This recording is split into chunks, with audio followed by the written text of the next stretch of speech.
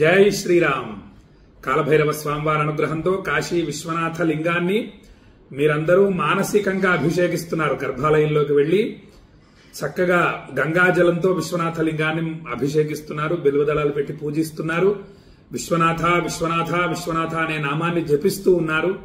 మీరు కూడా నాతో పాటు కాశీవాస ఫలితాన్ని పొందుతున్నారు. విశ్వనాథ లింగాన్ని శ్రావణ మాసం నెల రోజులు అభిషేకిస్తే ఏ ఫలితం లభిస్తుందో ఆ ఫలితాన్ని మీరు పొందుతున్నారు.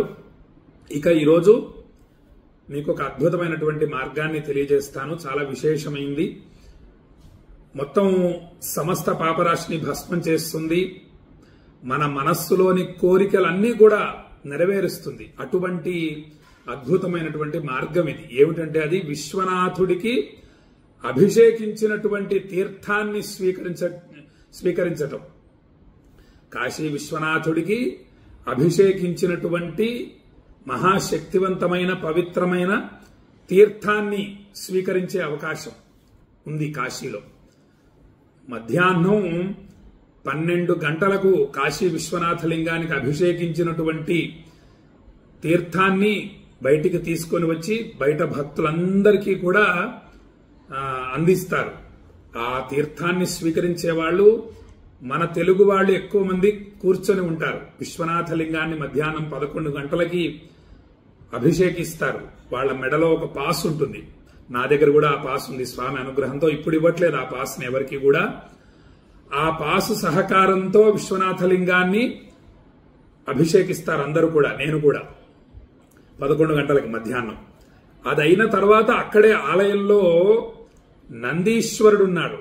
2 నందులు ఉంటాయి. ఒకటేమో పాత శివాలయం వైపు చూస్తూ ఉంటుంది. మసీదును చూస్తూ ఉంటుంది నంది అంటారు. మసీదును కాదు, మన శివాలయాన్ని చూస్తూ ఉంటుంది నందీశ్వరుడు. అంతేగాని మసీదుని ఎందుకు చూస్తాడు నందీశ్వరుడు?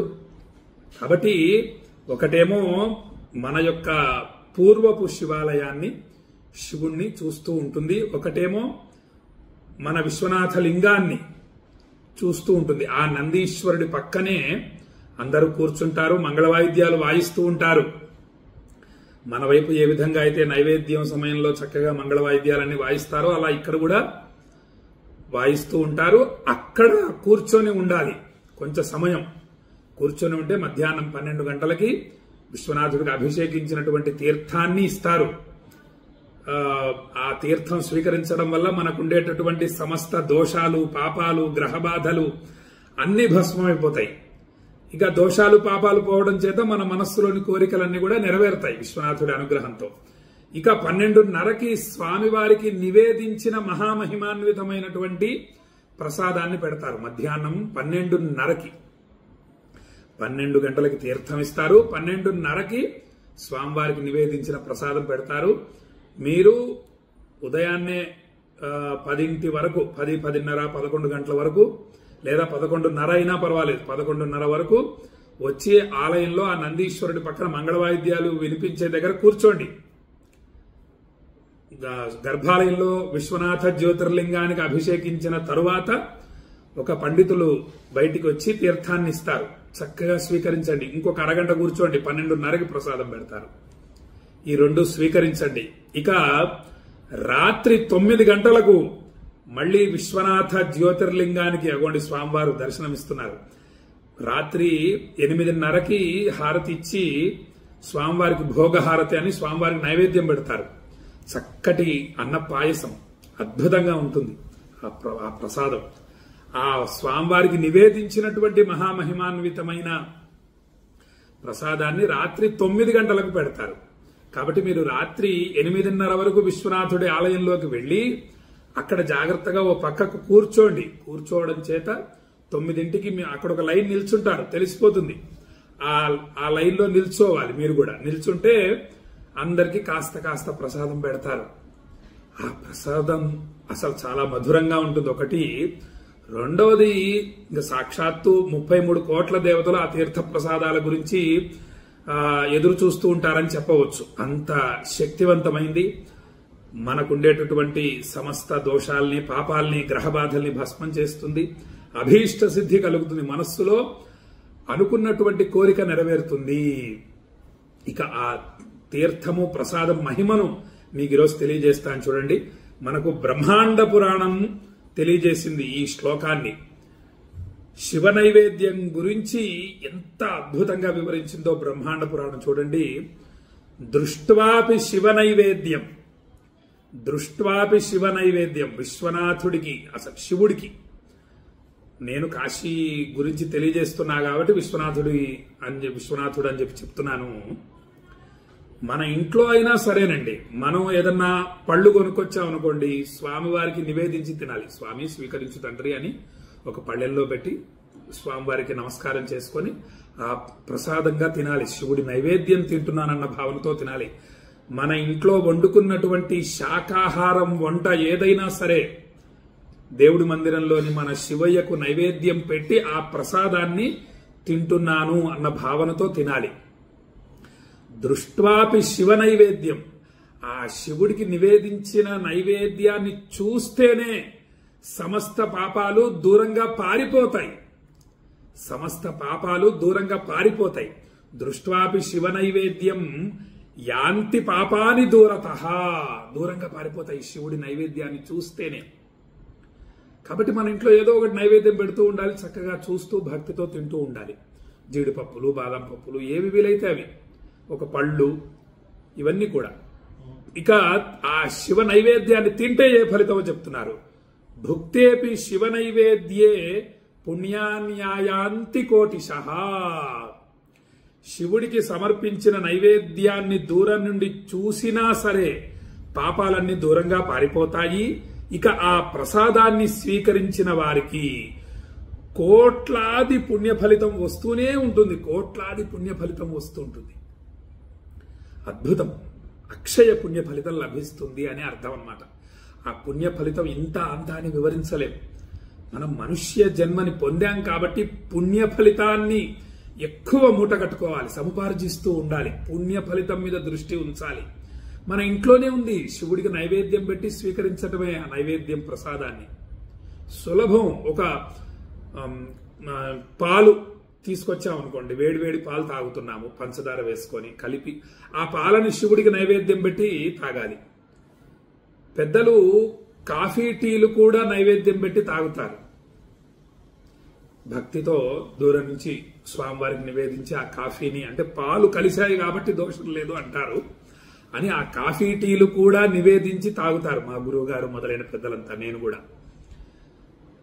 ఈ విధంగా మన చేతిలో ఉన్న పని, సులభమైన మార్గం. ఒక్కసారి మన ఇంట్లో ఉన్నటువంటి దేవుడి పటాలు ఉంటాయి కదా, ఇట్లా గోడకి పెట్టుకోవాలి. ప్రతి ఇంట్లో కాలభైరవ స్వామివారు, విశ్వనాథుడు, విశాలాక్షి ఉండాలి. ఆదిశంకరాచార్య స్వామివారు అందరి ఇళ్లలో ఉండాలి. వాళ్ళకి అలా ఒక్కసారి చూయించి స్వీకరిస్తూ ఉండాలి. తద్వారా అక్షయ పుణ్య ఫలితాలు వచ్చేస్తాయి. పుణ్య ఫలితం వల్ల ఏమిటి? మొత్తం మనకు ఉండేటటువంటి సమస్త కష్టాలు తొలగిపోతాయి పుణ్య ఫలితం ఉంటే ఎక్కువ.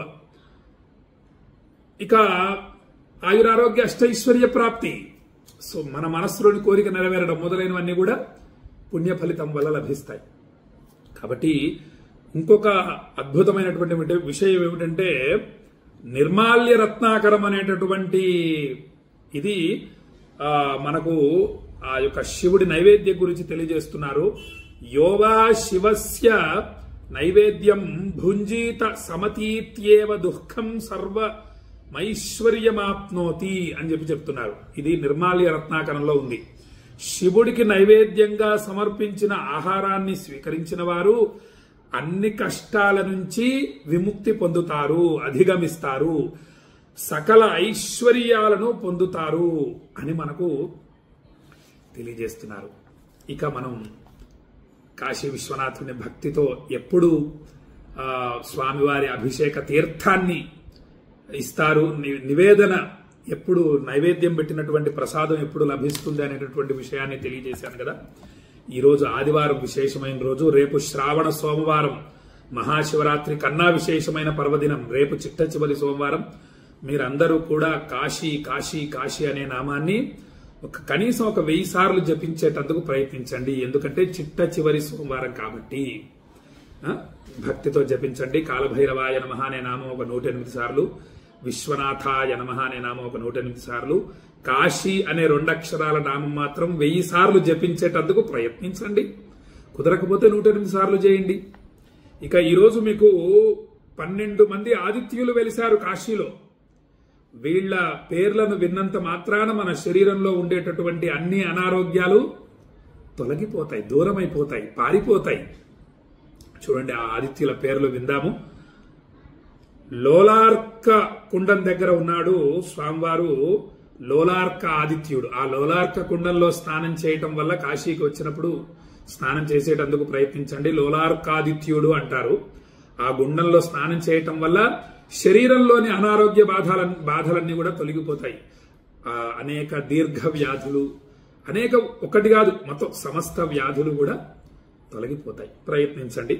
విమలాదిత్యుడు, మొట్టమొదటి ఆదిత్యుడి పేరు లోలార్కాదిత్యుడు, రెండవ ఆదిత్యుడి పేరు విమలాదిత్యుడు, సాంబాదిత్యుడు, ఉత్తరాదిత్యుడు, కేశవాదిత్యుడు, ఖగోళాదిత్యుడు, అరుణాదిత్యుడు, యమాదిత్యుడు, మయూఖాదిత్యుడు, గంగాదిత్యుడు, వృద్ధాదిత్యుడు, ద్రౌపదాదిత్యుడు. వీళ్ళు 12 మంది ఆదిత్యులు. ఈ 12 పేర్లు రోజు చదువుకుంటే అందరికీ ఆరోగ్యము కలుగుతుంది, దీర్ఘ రోగాలు పోయి సుఖమైన జీవనం కలుగుతుంది. సూర్యనారాయణుడు కాశీ వచ్చి 12 రూపాలు 12 పేర్లతో 12 చోట్ల ఉండి భక్తజనులకు ఆరోగ్యాన్ని ఇచ్చి రక్షిస్తున్నాడు. ఏమండి, అది విశేషం. ద్వాదశాదిత్యులు అత్యంత విశేషం. చక్కగా మీరు ఇవి రాసి పెట్టుకుని ప్రతిరోజు ఒక 11 సార్లు జపం చేసేటందుకు ప్రయత్నించండి. ఆదివారం రోజు వీలైతే 108 సార్లు జపించేటందుకు ప్రయత్నించండి అని భక్తులందరికీ తెలియజేస్తూ, శ్రీర్వర్చస్వమాయుష్యమారోగ్యమావిధాక్షోభామానం మహీయతే ధాన్యం ధనం పశుం బహుపుత్ర లాభం శతసంవత్సరం దీర్ఘమాయు. కాశీ అన్నపూర్ణ విశాలాక్షి సమేత విశ్వేశ్వర స్వామి సంపూర్ణ అనుగ్రహ ప్రాప్తిరస్తు. ఆయురారోగ్య అష్టైశ్వర్యాభివృద్ధిరస్తు, మనోభీష్ట సిద్ధిరస్తు అని కాశీ నుండి భక్తులందరినీ ఆశీర్వదిస్తూ ఈ వీడియోని మీ బంధుమిత్రులందరికీ షేర్ చేయండి. విశ్వనాథుడికి అభిషేకించినటువంటి మహామహిమాన్వితమైన తీర్థాన్ని స్వీకరించడం అంటే సామాన్యమైన విషయం కాదు కదా. ఆ తీర్థం అమృతంలా ఉంటుందండి, చాలా బాగుంటుంది. నేను చాలాసార్లు స్వీకరించాను. ఇక స్వామివారికి నివేదించిన ప్రసాదం కూడా అమృతంలా ఉంటుంది. అనేక సమస్యలు దూరం అయిపోతాయి, పెద్ద పెద్ద సమస్యలు. అనేక మంది తెలియజేస్తూ ఉంటారు, ఏం చేయమంటారు గురువు గారు? ఇవన్నీ మార్గాలే. రుణ బాధలు తీరుతాయి, శరీరంలో అనారోగ్య బాధలు తొలగిపోతాయి, సంతానం లేని వాళ్ళకి సంతానం కలుగుతుంది, వివాహం కాని వారికి వివాహ ప్రాప్తి కలుగుతుంది, పిల్లలకు మంచి మేధస్సు పెరుగుతుంది, చదువులో ఉత్తీర్ణులవుతారు, వాళ్ళు భవిష్యత్తులో మంచి అభివృద్ధి పొందుతారు. విశ్వనాథలింగం సామాన్యం అండి. మీకు విశ్వనాథుడి మహిమను అనేక విధాలుగా తెలియజేస్తూ వస్తున్నాను నేను. 12 జ్యోతిర్లింగాలలో 9వ జ్యోతిర్లింగం కదా. ఎంత శక్తివంతమైంది 9వ జ్యోతిర్లింగం అంటే తెలుసు కదా, 9 మహిమ. కాబట్టి అటువంటి విశ్వనాథుడి యొక్క సంపూర్ణ అనుగ్రహం మీకు కలగాలని చెప్పి ఆశీర్వదిస్తూ, కాశీకి వచ్చినప్పుడు మధ్యాహ్నం 12కి తీర్థము, 12:30కి ప్రసాదము, రాత్రి 9కి ప్రసాదాన్ని, విశ్వనాథుడికి నివేదించిన ప్రసాదాన్ని భక్తితో స్వీకరించగలరు అని భక్తులకు తెలియజేస్తూ సెలవు తీసుకుంటున్నాను. రేపు ఇంకొక అద్భుతమైన విషయాన్ని భక్తితో మీకు తెలియజేస్తాను అని చెప్పి భక్తులకు తెలియజేస్తూ సెలవు తీసుకుంటున్నాను. జై శ్రీరామ్. విశ్వనాథాయ మంగళం, విశ్వనాథాయ మంగళం, విశ్వనాథాయ మంగళం.